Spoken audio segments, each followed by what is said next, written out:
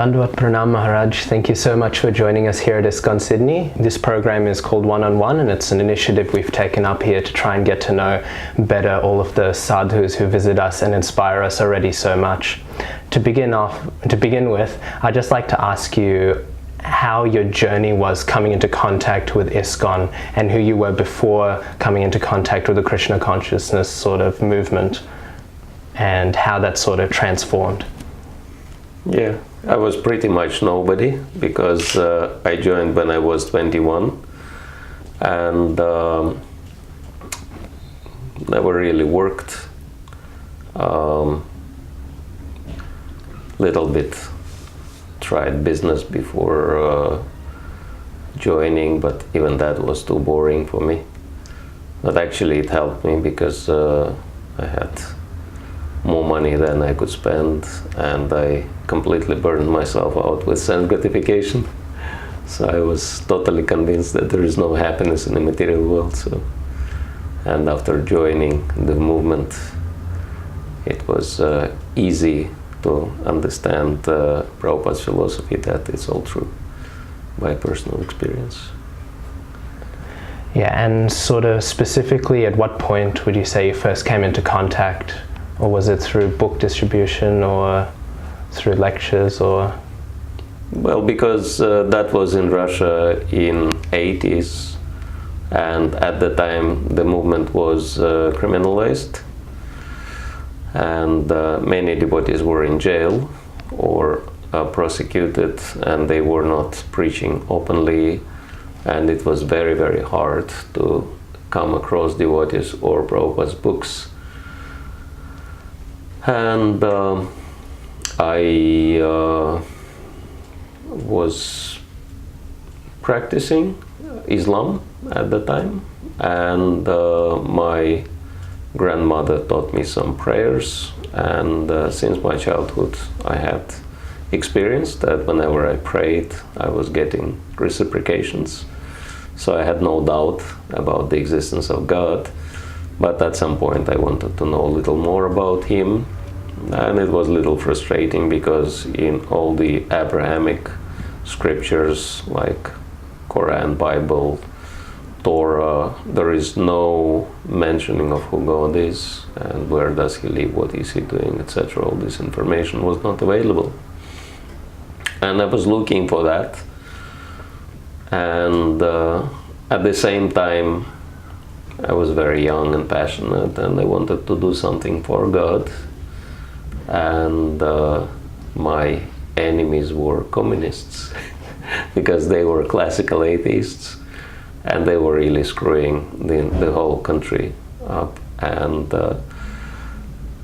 my family suffered from their atrocities, and I decided that I will be disseminating truth about them, and I nearly got in jail for that, but actually Krishna saved me.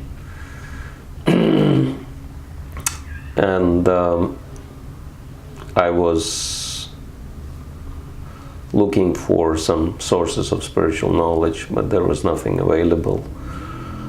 And one time I came across one communist brochure describing different cults existing in Western countries, and I was curious, so I got that brochure. And I've noticed that one group was described with real hatred, because the article was saying that of all the cults, this is the worst, because all the people are completely crazy there. Men are wearing bed sheets, women are wearing curtains, and people putting dirt on their foreheads, and men are shaving their heads, not completely, some part of the head remains unshaven, and looking weird like this, they go out on the streets and harass people, trying to sell them books no one can understand. And if they don't get enough money, they become really frustrated, and they start either shouting or murmuring to themselves meaningless words. And it was quoted, Hare Krishna, Rama Rama, Hare Hare. And when I came across this description, I was thinking, of course, this psychology was the enemy of my enemy is my friend. So because it was coming from communist sources, I was taking that in a very skeptical way. And I thought that these people cannot be really crazy because they follow discipline. And 4 of the principles were mentioned as part of their insanity, you know, like people not even drinking Russian vodka. These must be really mad people, right? But I was thinking, if people are following such a discipline, they cannot be crazy, because crazy people can never follow any discipline. And plus, I was thinking, if these people are crazy, then why do they chant the same words? So these words must have some meaning. It's a lie that these words are meaningless, and I have to find out what is this Hare Krishna. And I started asking my friends if they know anything about Krishna. And one friend said, yes, we have them, and I know a few of them. And they have very interesting books. So on my request, he brought a few books. And I started reading. And these were small books, but they were referring to Bhagavad Gita. So, and I immediately figured out that Bhagavad Gita is the main book. So I said, can you get Bhagavad Gita for me? And he said, no, this is very dangerous, because for this book, both of us can go to jail for many years. But I was insisting, and he said, okay, I'll bring, but make sure that no one sees us. So he brought Bhagavad Gita, and immediately upon opening it, I realized this was the book I wanted to read my whole life, because everything about yoga, meditation, karma, reincarnation was explained in that. And I started asking him if I could borrow that book and read it. He said, no, this is too dangerous. I tried to bribe him. I said, I'll give you any money you want. He said, no, I don't want to risk, because, you know, I don't want to lose my freedom for money. So he declined. And after that, I spent maybe 3 years trying to get my own copy of Bhagavad Gita. But I didn't even know where to look, because, you know, internet was not available at the time, and everything was so restricted. And after 3 years, I lost hope, and suddenly I was walking down the street, and one young man approached me, and he said, I have some spiritual books if you want to read. And then I immediately sensed that he had Bhagavad Gita, and this was the very first book he pulled out. I was so happy that finally I see Bhagavad Gita, and I was ready to pay him anything he asks, but he said, you know, just give me whatever little donation. I was so surprised that he is parting with such a valuable book for no, you know, for next to nothing. I had no idea about book distribution back then. And then I started reading the books and sharing with my friends, etc. Some were very enthusiastic about discussing the philosophy of Bhagavad Gita. Others were not very happy with that. I lost one friend, for sure, because I read part of the purport where Prabhupada describes hardworking people as asses. And this friend of mine was working very hard. He had 2 jobs. And he said, so this book is considering me an ass. I don't want to know you, and I don't want to know this book. So, you know, he became very angry with me. And also I came across one friend of mine, and he was son of a minister, and he was very proud of his position. He had super luxurious apartment and a lot of wealth, and he was inviting us and giving very expensive gifts, and he was behaving in a very aristocratic way. So he was trying to cut like topmost profile, etc. And we were like really young. I was maybe 16, he was 17, or maybe 18 at most. but he was very learned, and I thought he would be a good man to discuss Bhagavad Gita with. So I brought Bhagavad Gita, and I said, what do you think about Bhagavad Gita? And to my surprise, he said he never even heard that name before. I said, well, this is one of the most famous books on spiritual philosophy coming from ancient India. And he was even embarrassed that he never heard of it, after he learned that so many famous people read and appreciated Bhagavad Gita. And this Bhagavad Gita was also printed illegally underground, and it added some, intrigue. And so he opened the book, and he landed somewhere in the middle. Maybe chapter 9 or 10, where Krishna speaks about his opulences. And his face started, his facial expression changed to confusion, and then to disgust and anger. I was very surprised what's happening with him. And he said, who is that Krishna anyway? I said, well, Krishna is the Supreme Lord. And he said, and he was shouting at that point, he said, if Krishna is the Supreme Lord, and then he added few swear words, which was complete shock for all of us, such a person on such a level using swear words. He said he should be more modest about it, and he literally threw the book in my hands, and he turned around, and we looked at each other, and we couldn't believe it, It was as if he became like suddenly possessed by some evil spirit or something. And I was really confused at the time, but then later I learned what happened. Because Prabhupada says when people come in touch with Krishna consciousness, their real colors come out. It's like lemon when it is squeezed in the milk, divides milk into whey and yogurt and curd. In the same way, when society comes in touch with Krishna consciousness, it segregates into divine and demoniac. And so the real nature comes out. And so I've realized, this guy, he was thinking he was God, but then he was reading about real God. And so he couldn't control his envy. So that came out. That was very interesting to see.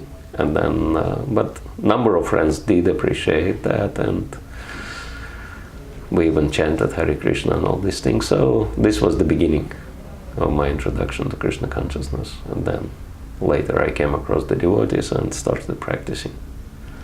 Yeah, Maharaj, you mentioned that the copy of Bhagavad Gita that you had was printed underground. Are there any other further dimensions of, say, things that we aren't accustomed to here that you encountered while the devotees were running underground?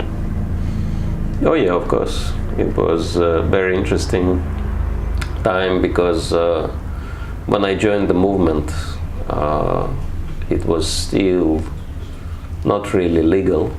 It was a little bit more recognized because Western devotees, specifically Sri Prahlad Prabhu, he was the pioneer. They put a lot of pressure on Russian government to release the devotees. So devotees came out of jail, and then they were hoping that they could have more freedom to preach.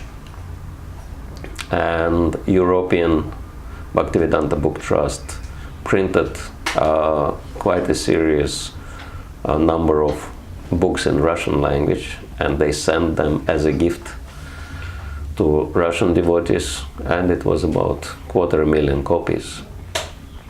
Krishna book, Bhagavad Gita, and teachings of Lord Chaitanya.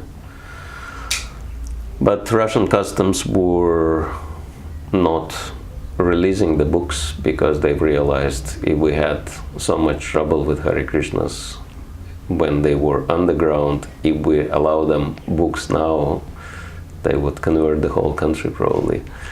And they were very hesitant, but devotees wanted books out, and so all the devotees gathered together in Moscow, and they started Harinams of protest in front of most prominent like government and other buildings, like different embassies and news agencies and all. And so this was my first serious engagement with the movement. I was distributing little books here and there, But then when we were called to gather together to, demand the release of the books, that was like serious political action. And we were attacked by police and beaten by the riot forces and thrown into jail for a short while. So it was quite a fun. But because, it was very easy to surrender to Krishna under such circumstances. And it was very adventurous. But Krishna was protecting us in all circumstances. This was my experience. Yeah, that's amazing. We don't have that issue here. We see then now, obviously, you've entered into the sannyas ashram, which is the most elevated sort of element of monasticism we have in ISKCON. How did you sort of trace that journey from being a book distributor new to ISKCON all the way to taking up such a esteemed and austere position?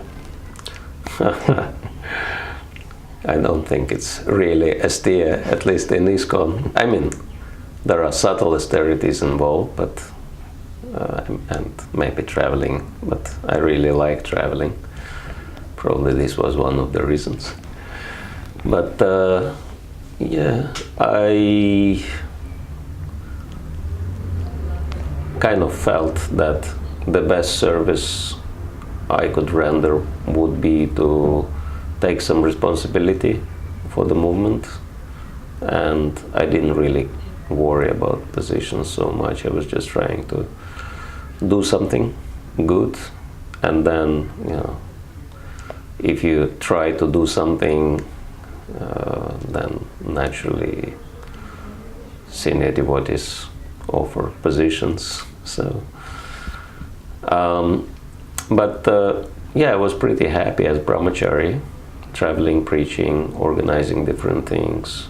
I was not really thinking about sannyas, but then my spiritual master mentioned a number of times, that first time when I was a little bit over 30, he said, you're not so fortunate as Prabhupada disciples to join the movement earlier, because you would be sannyasi a long time back if you would join then, because he said, I took sannyas when I was 29 and you're already over 30. That was first mentioned, and then number of times he was asking me, so you have any plans for family life? I said, not really.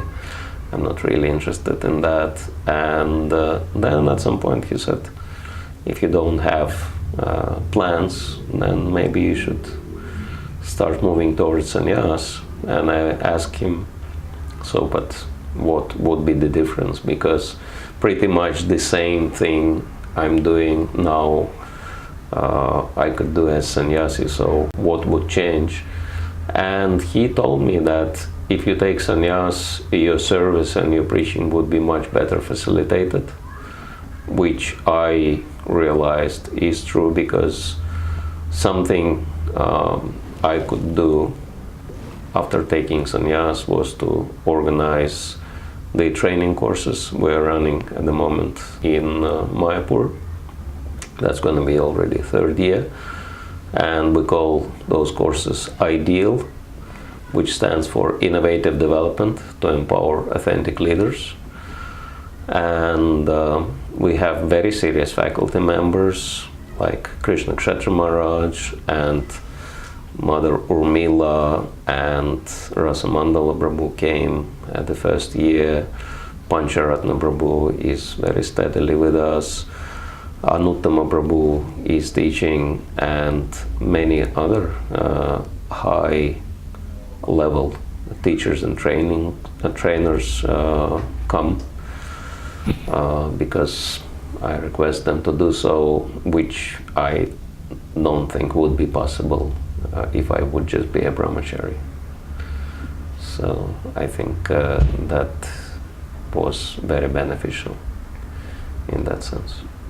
And have you found any particular, besides advantages, have you found any particular, say, challenges that have come up with that shift? Yeah, it was very interesting because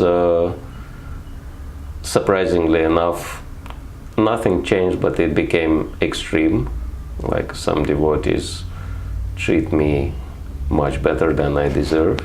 I discovered there is a whole group of devotees who hate me even though they never met me and we never associated, but just because, you know, in their mind sannyas represents official part of ISKCON, so I became their enemy number one just by dint of that fact. And yeah, they tried to, you know, it was very interesting that they said, you know, there is a whole group of devotees who claim to be pure followers of Srila Prabhupada, and they say that number of people are destroying Prabhupada's movement, and they find faults with many leaders.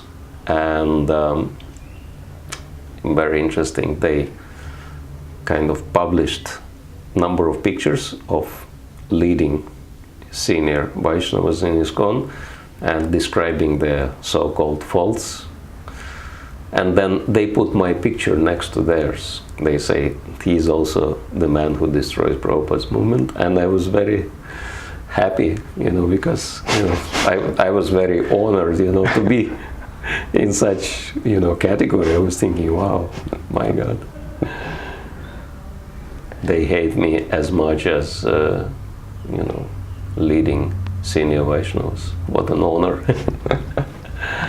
But yeah, unfortunately, if people do not really practice seriously Krishna consciousness themselves, they feel, you know, very deep guilt and sense of what do you call it, defeat, and just to distract their mind from that fact that they failed in their own Krishna consciousness, they try to find fault with the movement and with the leaders, trying to, you know, figure out whose fault is that I'm not really advancing in Krishna consciousness. So yeah, unfortunately that's a very common trap. And with that lashing out that you receive, how do you find would be the best way to recommend to other devotees who also, maybe not on the same scale, would also receive some criticism? How would you say is a way to approach that, to work through it? Well, I mean, anyone who is criticized in this movement should be very happy, because only people who do something serious are criticized, so that's an indication. It's kind of, you know, acknowledging that something is done. And plus, as Mahabharata mentions, that whoever is criticizing and blaspheming us is sharing with us his best karma and gets all the bad karma of, you know, purifies us of the effects of our bad karma. So we don't lose anything. That's why Bhaktisiddhanta Saraswati said, whoever criticizes me is my friend. But we should feel sorry for these people, of course, because the kind of future they preparing for themselves is very dark. Yeah. So coming back to that project you were mentioning, that academy, that's seems to be a big passion of yours. We've heard about it a few times at your different preaching events. I was just wondering, what sort of personally made you get passionate about it and be invested in it as something that's needed within ISKCON? Well, combination of number of things, and first is, of course, first purpose of ISKCON, which is very broad, which is to systematically propagate spiritual knowledge to society at large and educate all people in the techniques of spiritual life in order to check the imbalance of values in life and achieve real unity and peace in the world. So Damodar Prabhu, who is in Australia now, British Damodar Prabhu, he mentioned that, interestingly enough, the first purpose of ISKCON does not even mention the word God, what to speak of Krishna, because Prabhupada envisioned global spiritual upliftment of the society initiated by the Krishna consciousness movement. That's why he put this purpose in the first place. And this should be our understanding and responsibility for the global upliftment of the planet, rather than trying to promote our religion versus other religions. If Krishna consciousness would be another religion, why Lord Krishna would say in the end of Bhagavad Gita, abandon all varieties of religion and just surrender unto me. And so we can understand that Krishna consciousness is spiritual science, which is above and beyond any sectarian ideas. And whoever reads Bhagavad Gita also knows about it. So it's very clearly spelled out in all Prabhupada's books. And we can see Prabhupada's desire was an ambition to uplift the entire society spiritually. And interestingly enough, Prabhupada was acting as spiritual entrepreneur. I've done this presentation on the basis of one article, 12 Signs of Spiritual Entrepreneur. And Prabhupada really fits into that picture perfectly. And my conviction, as well as the conviction of many senior leaders who we're working together with, is that the entrepreneurial projects would help us to achieve that first purpose of ISKCON. And this is what we are aiming at, and this is what we are encouraging our alumni to create serious scale, because first and foremost sign of spiritual entrepreneur is thinking big, and we're encouraging our students and alumni to think really big and try to do something very serious for the global spiritual upliftment, and they do. And it's very amazing how kind of young and seemingly simple devotees are getting empowered just by a couple of months of the training. And they start doing things they could never imagine before. And was there a specific moment or experience that you had that sort of triggered, say, the realization of the necessity for fulfilling, say, this first purpose? Well, because this was my initial inspiration for joining the movement, because I knew that God is one and all these religious differences have nothing to do with spiritual life. They are sectarian by definition, and this is the bad side of the religions, that they create these divides between people. And that's why the first purpose was always inspiration for me. And I could see Prabhupada's teachings and his example, that he was always working towards that. And example of my own spiritual master, he is very regularly involved in interfaith dialogues, and he is very innovative, and he is very broad-minded in his presentation of Krishna consciousness, despite of serious criticism. Of course, he's holding the biggest chanting event on the planet every year. Naturally, he has many people who are jealous of him. And other spiritual leaders who are thinking, and they are the most influential, like His Holiness Radhanath Maharaj. His book Journey Home is just crystal cut illustration for the first purpose of ISKCON. And His Holiness Jayapataka Maharaj and many other very broad-minded spiritual leaders we have. And I'm just trying to humbly contribute whatever I can to that fulfillment, because it's very inspiring. And I believe that if we do that, Krishna consciousness will be highly appreciated by the whole world. And even though not everyone would be able to become full-time devotees, but the reputation of the movement, the appreciation for Krishna consciousness would increase manifold if we do that. Thank you. Are there any other projects that you have a passion for, or maybe you haven't taken up yourself but would like to see others take up? Yes, what we're trying to encourage the devotees in two things. One is to very actively get involved in multi-faith projects, faith cooperation.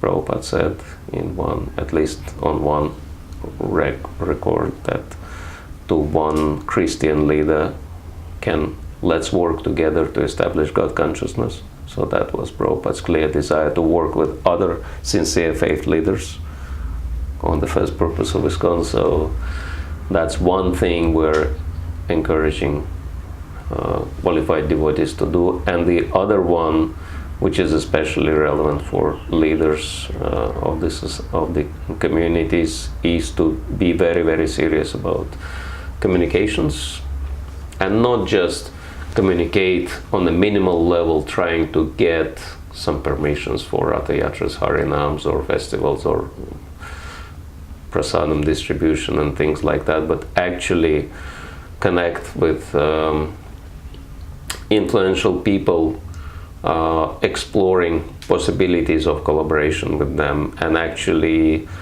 offering spiritual solutions to the problems they have in their responsible positions. And that combination Prabhupada was dreaming of, and he says very clearly in the first canto of Srimad Bhagavatam that unless there is this cooperation between leaders of the society and spiritual leaders, there will be no serious development of Krishna consciousness. And then he gives example of Maharaj Ashoka, how Buddhism was widespread by his support. So these two things are very important: interfaith cooperation and communications. Thank you again so much for joining us here. Everyone in ISKCON Sydney is very happy to have you here, and we're very much anticipating further visits. Just to wrap up, I was just wondering if you had any heartfelt message or general instruction or advice for not just the people in Sydney, but all of the members of ISKCON around the world. Yeah. Sometimes we are focused on serving Krishna, devotional service, which is very nice, but the advanced level of Krishna consciousness, which is the most exciting level, is to serve devotees of Krishna. Because Krishna himself says that whoever claims to be my devotee is not really my devotee, but one who claims to be devotee of my devotee, he is my real devotee. And so the more devotees we cover with our services, the more we please Krishna. And so if we just focus on serving as many devotees as we can, that will be our guarantee in spiritual advancement. Hare Krishna.